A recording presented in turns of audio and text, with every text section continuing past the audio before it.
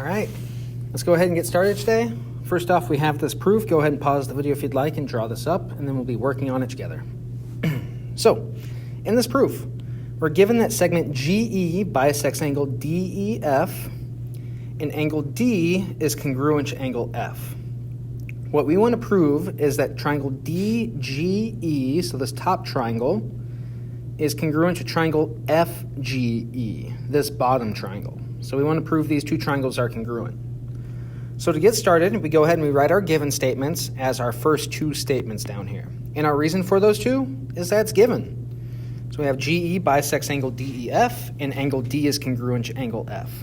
Now, as we can see in our picture, I went ahead and I drew that angle D and angle F are congruent based upon our second given as soon as I see it. Now, from the first statement, GE bisects angle DEF, that allows us to see what's going on with this picture. So if something is being bisected, specifically an angle, means the angle is being cut into two equal pieces. So if angle DEF is being cut into two, then I can say angle DEG is equal to angle FEG. Because again, GE is the one doing the bisecting, so it's where it's going to be cut in half on either side. Now the reason that we can say that is because if a segment bisects an angle, which GE is doing, then it splits the angle into two congruent angles. So that's why these two angles are also congruent. Now at this point, we eliminated everything that we can use from our given statements. So now we look to our diagram. In the diagram, we see that GE is shared by both the top triangle and the bottom triangle. So therefore, I can say GE is congruent to itself. It's the same on both triangles because it's the same segment. The reason that we can say anything is congruent to itself is by the reflexive property.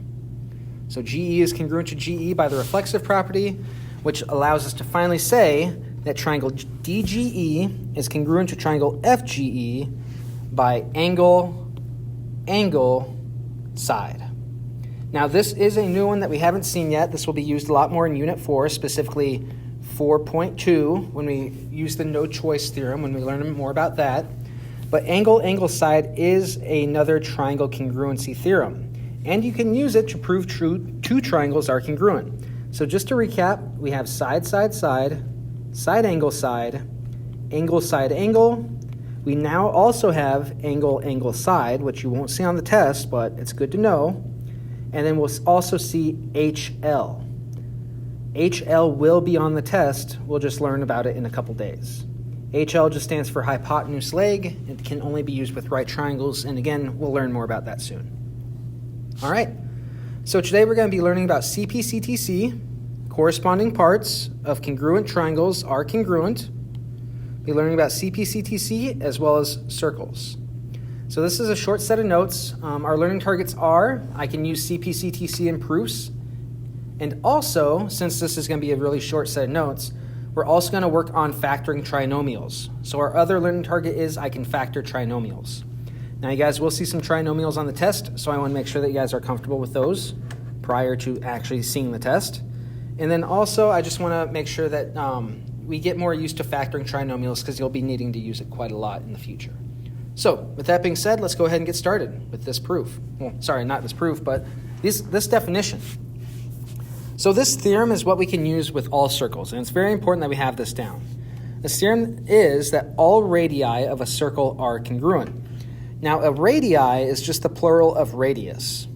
So a radius goes from the center of our circle to the edge of our circle, and it can be drawn anywhere on our circle. So there can be multiple radii in each circle. In fact, there always are. So a radius is just from the center to the edge of a circle, and all these radius will be the same length, because from the center to the edge of a circle, no matter where I'm at, will always be the same. Now, oftentimes we're going to be using this theorem here, all radii of a circle are congruent, to say that two side lengths of a triangle, say that I make a triangle out of this, to say that two side lengths of a triangle are congruent. So that's where you'll often see this, is you're just going to be given a circle and you'll automatically be saying, oh, well, these radii are congruent, which allows us to say, oh, I have side, or maybe a side, angle, side, various different ways that we can go about triangle congruency with these. but that's the most useful thing that we can use with circles currently. In the future, we'll be learning a lot more about them as well. Now, we also have these various formulas down here. The first one is area of a circle. That's area is equal to pi times the radius squared. So this r variable just stands for radius, so I'm just going to multiply the radius by itself and then multiply it by pi, and that will give me the area of the circle. If I want to find the circumference is the distance around the circle. So it's the whole distance around. It's very similar to perimeter. To find the circumference, I do 2 multiplied by pi multiplied by our radius, r.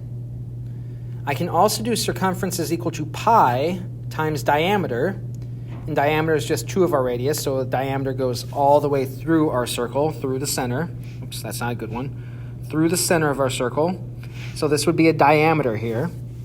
And the diameter is just equal to 2 radius, because if a radius is from the center to the edge, and the diameter is from one to the other through the center, well then if I have 2 radii that form a straight angle, that would be also a diameter.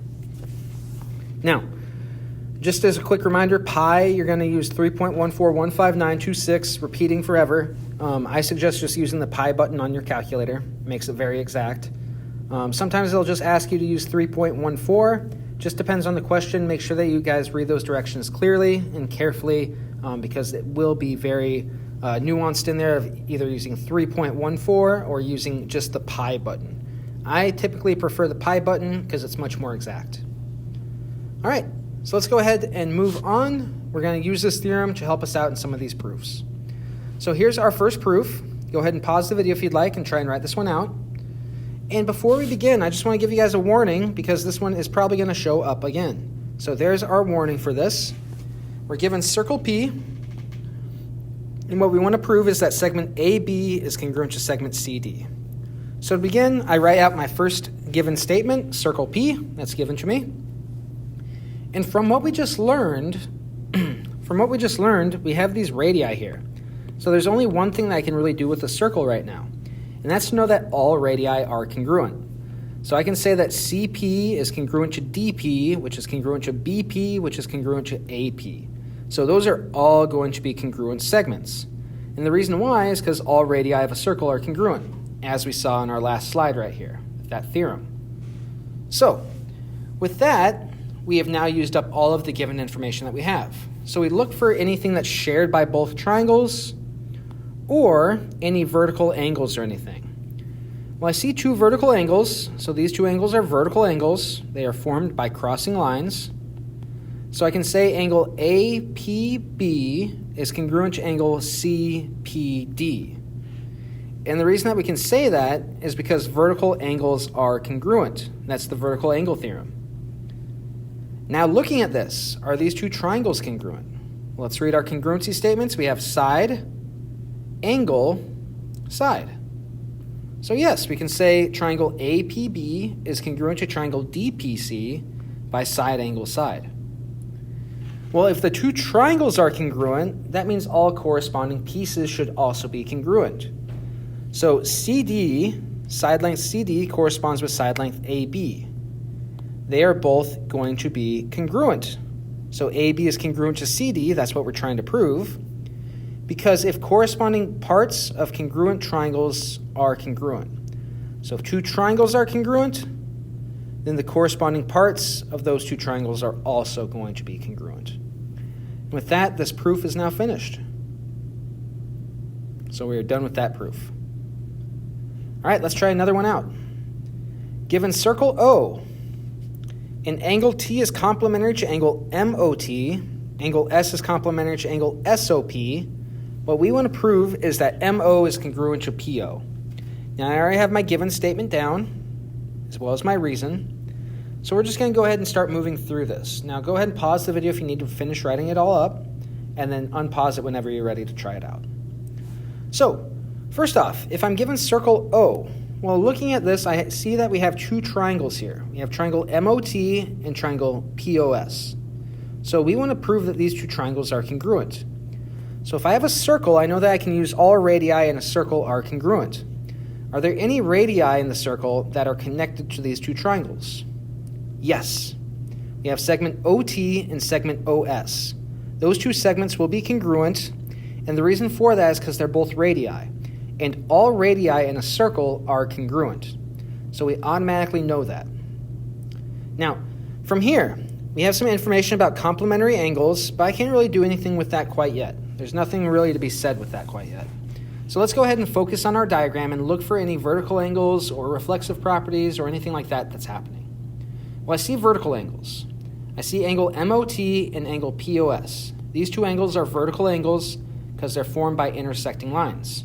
So I can say angle POS is congruent to angle MOT because vertical angle theorem. All vertical angles are congruent. Now, if I look at this, angle MOT and angle POS, it's the same as SOP, these two angles are congruent. And they're complementary to angle T and angle S. So two congruent angles that are complementary to two other angles, well, that leads us to knowing that angle T and angle S are also congruent. And the reason I can say angle T and angle S are congruent is because they're complements of congruent angles. And we know complements of congruent angles are congruent. Because if these two angles are the same and they add to be 90, then these two angles must also be the same. It's the same as angle T plus the congruent angle is equal to 90, and angle S plus the congruent angle is equal to 90. Well, no matter what, since these two angles are congruent, angle T and angle S must also be congruent. That's the reason that we can say reason number 4. Now, from here, we look around our triangle and see if we have enough information. Let's see. We have angle, side, angle. That's enough. So I can say triangle MOT is congruent to triangle POS by angle, side, angle. Now, if the two triangles are congruent, then all the corresponding pieces of those triangles are also congruent. So I can say that MT is congruent to PS if I wanted to. I can say angle M is congruent to angle P if I wanted to. Or I can say segment MO is congruent to segment PO. And the reason that we can say that is because if the triangles are congruent, then the corresponding parts of the triangles are also congruent. The corresponding parts of congruent triangles are congruent. Again, that's what CPCTC stands for. And with that, this proof is now complete. All right, so that's it for the proofs today, and mainly focusing on CPCTC and circles. For the rest of the time, we're going to spend some time practicing factoring. So, factoring polynomials. Here are the steps to help in factoring polynomials. Step number 1, factor out a common factor if possible. If there is a common factor besides 1, factor it out of all 3 numbers. If there is no factor in all 3 numbers they can factor out, leave it alone and move on to step number 2. Step number 2 is to multiply my a value times my c value. So, real quick, this is just standard form of a polynomial. It's ax squared plus bx plus c equals 0. If I want to factor anything, I want to put it in standard form first. So our first goal is to put it in standard form. After that, you're going to follow these steps. So after that, you check for the common factor. If there is not one, you multiply a times c. When you do that, you'll end up with a number because a, b, and c are all integers. You'll end up with a number. From there, I'm looking for numbers that will add to be our middle term, add to be b, and will multiply to be ac. Whoops. So just as a quick recap, a times c, which will give me ac. And I look for numbers that add to be b and multiply to be ac. So numbers that multiply to be ac. So I'm going to go ahead and list out all those numbers because there's a lot fewer of those. So you list out all the multiplication numbers. So for instance, 1 times whatever AC is.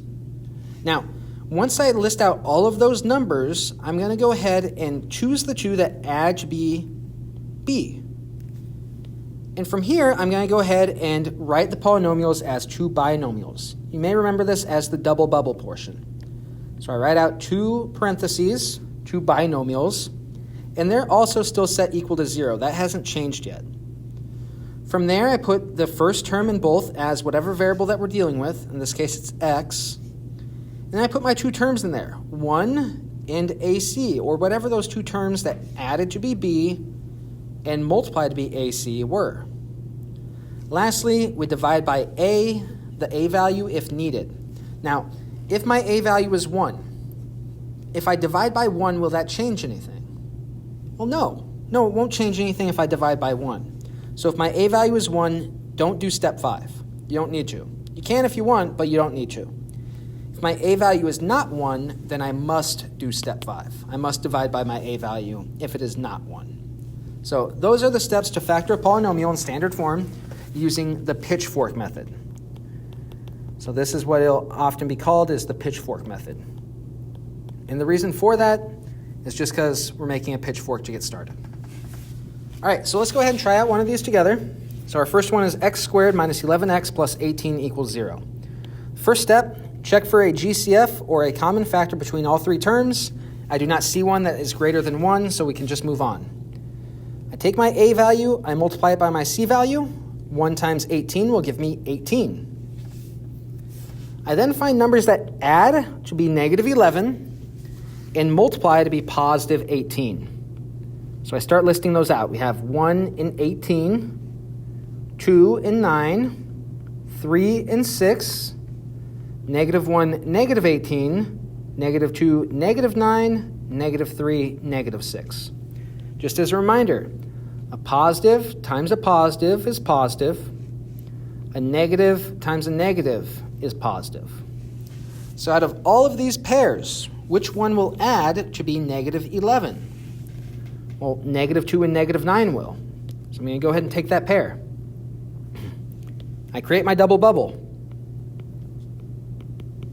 The first term in both bubbles, the first thing, is the variable that we're working with. In this case, it's x.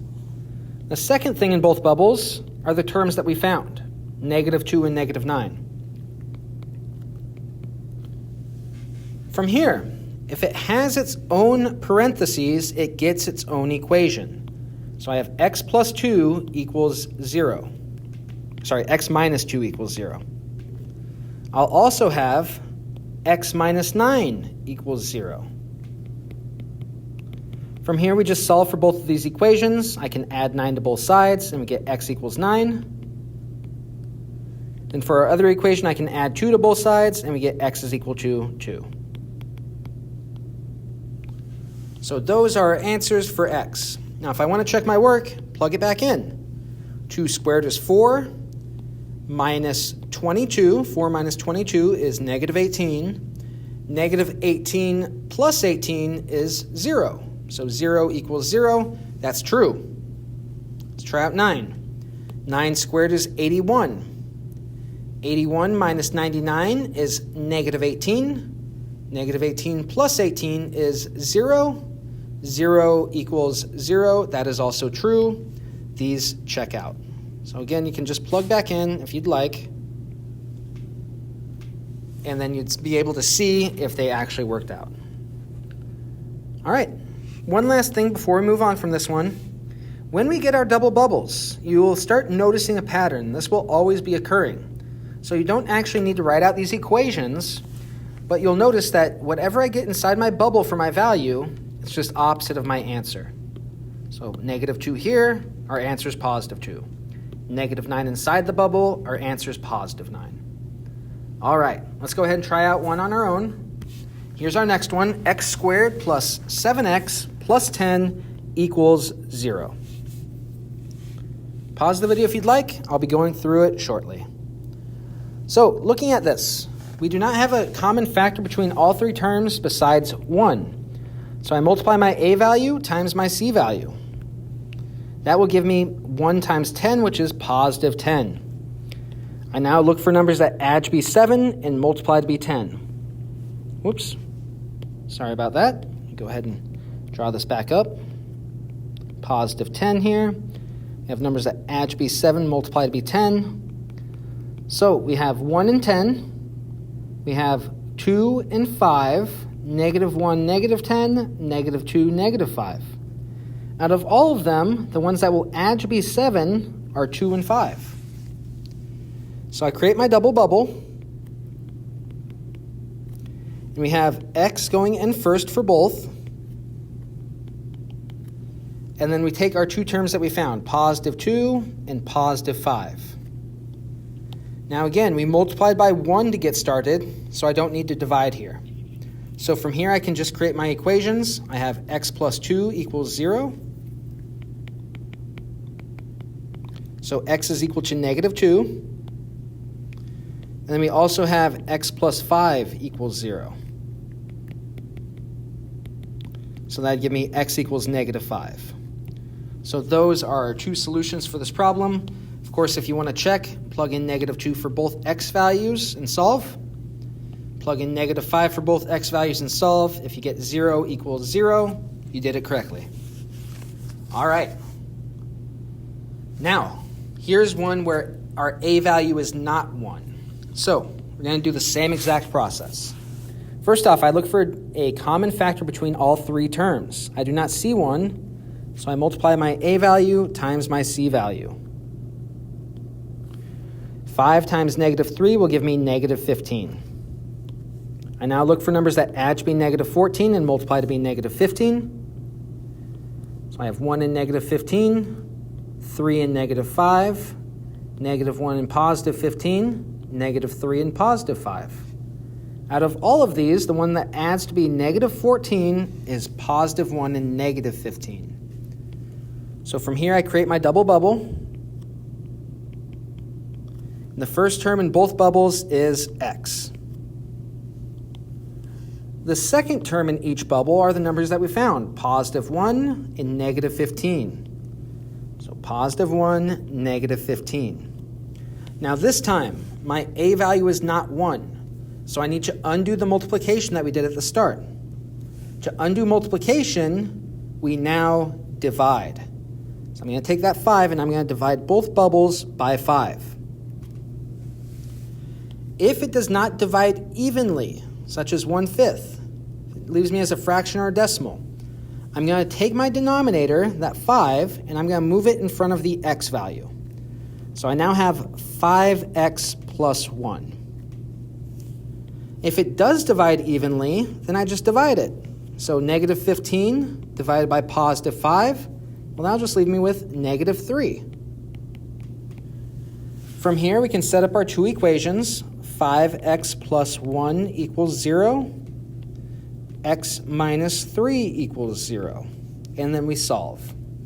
So this will give me 5x equals negative 1 if I subtract 1 from both sides. Then dividing both sides by 5, we get x equals negative 1/5.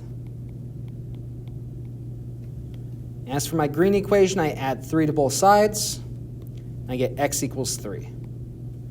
So these are our two answers. X is equal to negative 1/5 and x is equal to 3. And in fact, if I look back to our double bubble, well, what's the opposite of positive 1/5?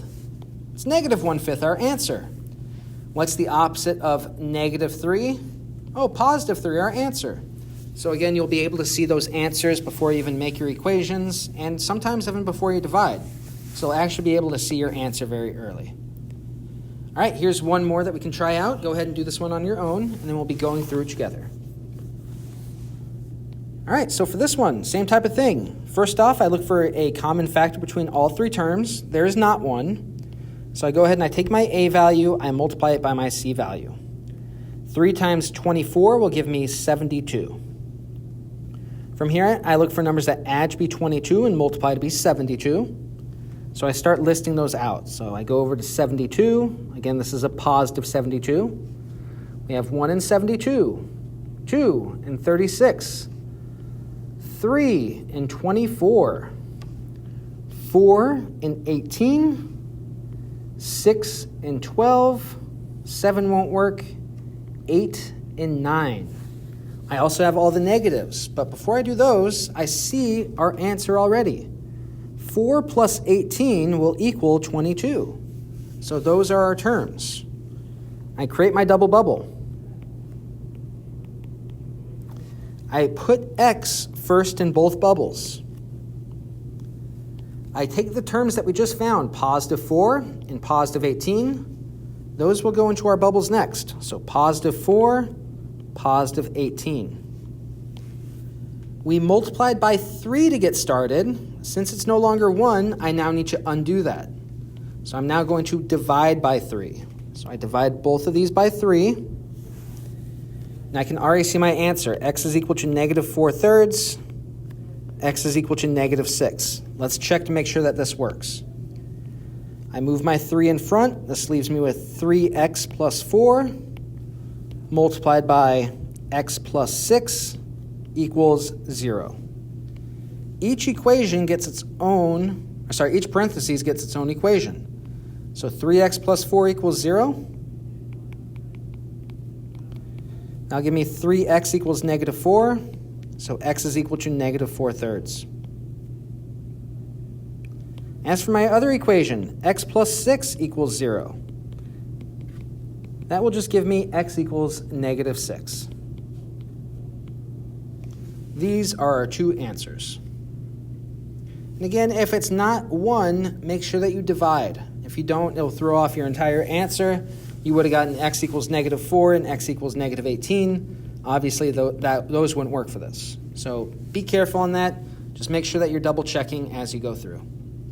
All right, so what happens if none of these work? What happens if the pitchfork method just fails? What if I can't find any numbers that add and multiply? What do I do? Well, that's when we go towards something called the quadratic formula. And hopefully you guys have seen this in the past. The quadratic formula is used for any polynomial written in the form ax squared plus bx plus c equals 0. So it needs to be in standard form already. The quadratic formula is x is equal to negative b plus or minus the square root of b squared minus 4 times a times c all over 2 times a. Now, a, b, and c are all integers. If there's nothing there, say that this c just disappeared, there's nothing there, then I would say that c is equal to 0. If there is no bx here, if this is just gone and I have ax squared plus c equals 0, then my b value would be 0. So just keep that in mind. If there's nothing there, it's 0. If there is something there, though, if there's just an x, say that looks like this, then of course my b value is 1. So just make sure that you guys use your knowledge of numbers of, okay, if there's nothing there, there's a hidden 1, or if there's no variable, that means that there's a 0. That will help you guys out a lot with these. So let's go ahead and try out one of these right now. The first thing that we need to do for our equation, 2x squared plus 7x plus minus 8 equals 0, is label a, b, and c. So a is 2, b is 7, b is positive 7, and c is negative 8. And it's very important that you take the signs out front as well. If you forget the signs, it throws everything off. We plug it into the quadratic formula. X is equal to negative b plus or minus the square root of b squared minus 4ac all over 2a. This will give us x is equal to negative b, well, b is 7, plus or minus the square root of b squared, well, that's just 7 squared, minus 4 times a, well, a is 2, times c, which is negative 8, all over 2 times a, which is 2. From here, we just solve. X is equal to negative 7 plus or minus the square root, and make sure that you guys are following PEMDAS here. 7 squared will give me 49. Negative 4 times positive 2 will give me negative 8. Negative 8 times negative 8 will give me positive 64. All over 4. From here, just continue on, combine everything underneath the square root. X is equal to negative 7 plus or minus the square root of 113 over 4. Now we cannot simplify the square root of 113. So this is our answer. These are our two answers here. And you may be like, 2 answers? I only see 1. Well, we have x is equal to negative 7 plus radical 113 over 4. And then we also have negative 7 minus radical 113 over 4. So those are our two answers for this problem. All right, let's go ahead and try out one more. Go ahead and do this one on your own, and then from there we'll solve for it. Make sure that you can check your answers. Be sure that you have it set in standard form before you move on, before you actually try this out. If it's not in standard form, it won't work. So looking at this, my A value is 3. My B value is negative 4. And my C value is negative 9. Maybe like negative 9, I see positive 9. Well, what if I subtract 9 from both sides to put it in standard form? 3x squared minus 4x minus 9 equals 0. There's that negative 9. So again, make sure it's in standard form before you get started. From here we plug in. X is equal to negative b. Well, negative b is just negative times negative 4 plus or minus the square root of b squared, that's negative 4 squared, minus 4 times a, which is 3, times c, which is negative 9, all over 2 times a, which is 3. So it'll give me x is equal to 4 plus or minus the square root of 16 minus 4 times 3 is 12. Negative 12 times negative 9 will give me positive 108. So 16 plus 108, all over 6.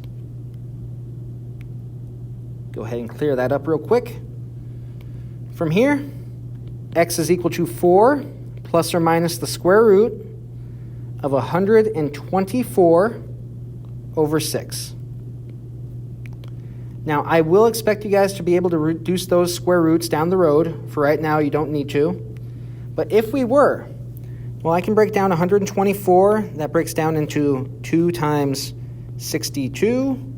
62 can break down further into 2 times 31, just breaking it down into primes. 31 cannot be broken down further. So I have a pair of 2's and 31. If I have a pair, I can take it out. So this becomes 4 plus or minus 2 rad 31 over 6. And if I really want to reduce it all the way down, I can divide by the 6 here. I can reduce down with that fraction, which will give me 2 plus or minus radical 31 over 3. And this is our final answer for this problem. This is completely reduced. My square root, my radical is all the way reduced. My fraction is all the way reduced. This is the simplest form that we can go for this problem. All right, so with that, we are now done for the day. We have now covered CPCTC and proofs, and we've also covered factoring trinomials using the quadratic formula as well as the pitchfork method. Make sure that you guys get used to both of these. These will be used quite often, especially factoring. You're going to be using it for years. Other than that, if you guys have any questions, please let me know. The homework is up in Schoology if you guys need to work on that. Other than that, have a great rest of your day. Thank you guys so much for watching, and take care. I'll see you all soon.